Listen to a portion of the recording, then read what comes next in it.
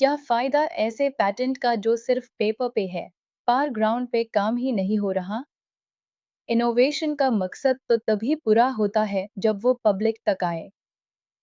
और अगर पैटेंटी बस राइट्स होल्ड करके बैठा हो, तो सोल्यूशन है फॉर्म 19। दोस्तों, आज बात करते हैं एक ऐसे लीगल टूल की जिससे आप एक ग्रांटेड पेटेंट को रिवोक करवा सकते हो अगर वो इंडिया में काम नहीं कर रहा। जी हाँ, ये पॉसिबल है।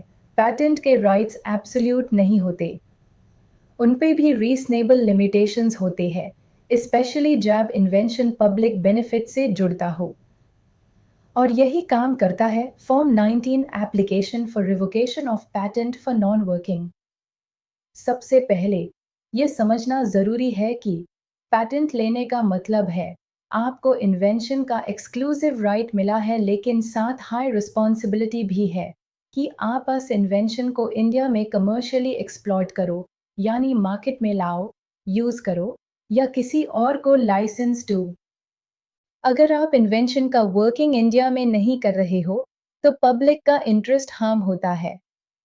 इसलिए लॉ कहता है अगर 2 साल तक पैटेंट ग्रांट होने के बाद भी इन्वेंशन इंडिया में एक्टिवली वर्क नहीं हो रहा, तो रिवोकेशन का एप्लीकेशन फाइल किया जा सकता है। फॉर्म 19 का यही पर्पस है, किसी भी नॉन वर्किंग पैटेंट को कैंसिल करवाना। ये फॉर्म फाइल कर सकता है सेंट्रल गवर्नमेंट, कोई भी इंटरेस्टेड पर्सन जैसे कॉम्पिटिटर, कंज्यूमर एसोसिएशन या लाइसेंस एप्लीकेंट जिसका पब्लिक इंटरेस्ट अफेक्ट हो रहा हो। फॉर्म 19 फाइल करने के लिए कुछ स्पेसिफिक ग्राउंड्स होने चाहिए।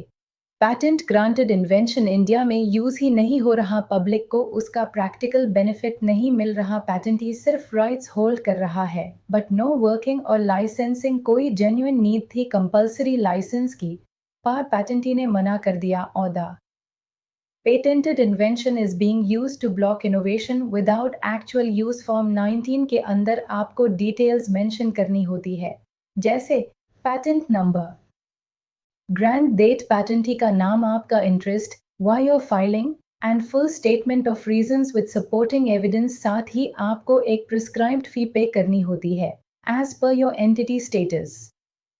जब ये एप्लीकेशन कंट्रोलर के पास जाता है, तो पैटेंटी को एक कॉपी सेंड की जाती है। पैटेंटी को चांस मिलता है अपना डिफेंस, डीन का हियरिंग होती है। अगर रिक्वायर्ड हो, कंट्रोलर डिसाइड करता है whether to revoke the patent partially, fully और not at all। अगर कंट्रोलर सेटिस्फाइड होता है कि पैटेंट जेन्युइनली नॉन वर्किंग है और पब्लिक रिक्वायरमेंट सेटिस्फाई नहीं हो रही, तो वो पैटेंट को रिवोक कर देता है, यानी कैंसिल कर देता है।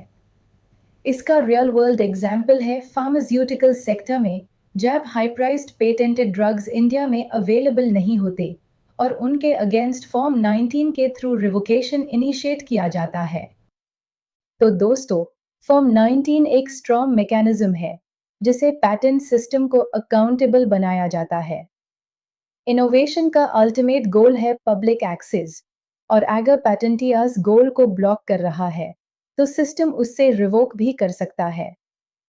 पैटेंट लेने का मतलब मोनोपोली नहीं, रिस्पॉन्सिबिलिटी भी है। फॉर्म 19 से सिस्टम इंश्योर करता है यूज इट और लूज इट। मिलते हैं अगले वीडियो में एक और पैटेंट फॉर्म के एक्सप्लेनेशन के साथ।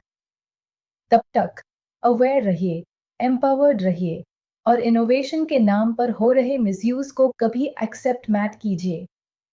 बाय।